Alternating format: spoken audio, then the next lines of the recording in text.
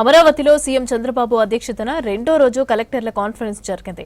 సంక్షేమ శాఖలు, పేదలకు కలిగించే ప్రయోజనాలు, రెవెన్యూ శాఖలపైన చర్చించారు సీఎం.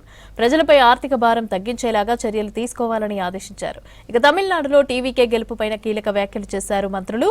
మహిళా బిల్లును వ్యతిరేకించిన వాళ్లంతా ఎన్నికల్లో ఓడిపోయారని చెప్పారు.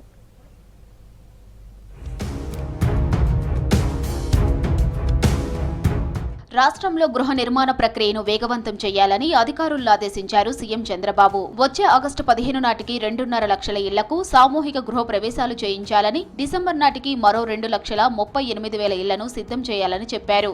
2027 డిసెంబర్ నాటికి అదనంగా మరో 10 లక్షల ఇళ్లు నిర్మించడమే ప్రభుత్వ ధ్యేయమని స్పష్టం చేశారు. అమరావతిలో రెండో రోజు కలెక్టర్ల కాన్ఫరెన్స్ నిర్వహించారు సీఎం. సంక్షేమ శాఖలు, పేదలకు కలిగించే ప్రయోజనాలు, రెవెన్యూ శాఖపై చర్చించారు. ఇప్పటికీ ఏదైతే ఉందో ల్యాండ్ ఎక్కడెక్కడ మీకు పాసిబిలిటీ ఉందో డిస్ప్యూట్ లేకుండా ఇమ్మీడియట్ అక్విజిషన్ చేసి హౌస్ సైట్స్ ఇచ్చేసి ఈ హౌస్ సైట్స్ కూడా ఇండ్లు కట్టాలి. టోటల్ 10 లక్షల ఇండ్లు కట్టాలి. మీకు వచ్చేది 2 లక్షల ఇంటి జాగాలు ఇవ్వాలి. ఇవన్నీ కూడా ఉండేటన్ని అడ్జస్ట్ చేసిన తర్వాత ఎలిజిబుల్ అటు ఇటు 10,000 20,000 ఉన్నా మీరు కన్సిడరేషన్ తీసుకుంటారు. స్టాచ్యురేషన్ మోడ్కి వెళ్తున్నాం, 100% ఇస్తున్నాం. ప్రజలపై ఆర్థిక భారం తగ్గించేలా అధికారులు కృషి చేయాలని సూచించారు సీఎం చంద్రబాబు. విద్య, వైద్యం, విద్యుత్ ఖర్చుల నుంచి ప్రజలకు ఊరట కలిగించేలా చర్యలు తీసుకోవాలన్నారు. ప్రభుత్వ పథకాలు సద్వినియోగం చేసుకునేలా అవగాహన కార్యక్రమాలు నిర్వహించాలని ఆదేశించారు. అలాగే స్పీడ్ ఆఫ్ డెలివరింగ్ గవర్నెన్స్ లో ఫైళ్ల క్లియరెన్స్ అనేది కీలకమన్నారు. ఫైళ్లను త్వరగా క్లియర్ చేస్తే ప్రభుత్వ సేవలు మరింత త్వరగా అందుతాయని చెప్పారు.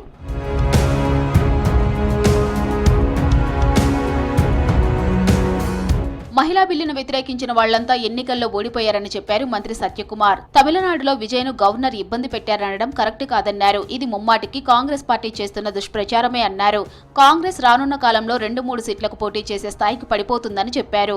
తిరుపతిలో గంగమ్మ తల్లిని దర్శించుకున్నారు మంత్రి. అమ్మవారికి సారెను సమర్పించారు.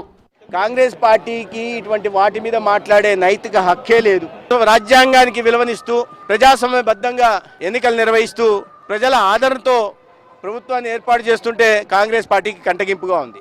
వరుస ఓటమిలతో రాబోయే రోజుల్లో కాంగ్రెస్ పార్టీ అనేది కనుమరుగయ్యే పరిస్థితి దేశంలో కనిపిస్తూ ఉంది. ఇతర పార్టీల మీద ఆధారపడుతూ 2 సీట్లకు 3 సీట్లకు పోటీ చేయాల్సిన దౌర్భాగ్యకర పరిస్థితి ఎందుకు వచ్చిందో ఆ పార్టీ నాయకత్వం ఒకసారి ఆత్మ విమర్శ చేసుకోవాల్సిన అవసరం ఉంది. రేపు పశ్చిమ బెంగాల్ పర్యటనకు వెళ్లనున్నారు సీఎం చంద్రబాబు. బెంగాల్ నూతన సీఎం ప్రమాణ స్వీకారంలో పాల్గొననున్నారు. రేపు కోల్కతాలోని బ్రిగేడ్ పెరేడ్ గ్రౌండ్ లో సీఎంగా సువేందు అధికారి ప్రమాణ స్వీకారం చేయనున్నారు.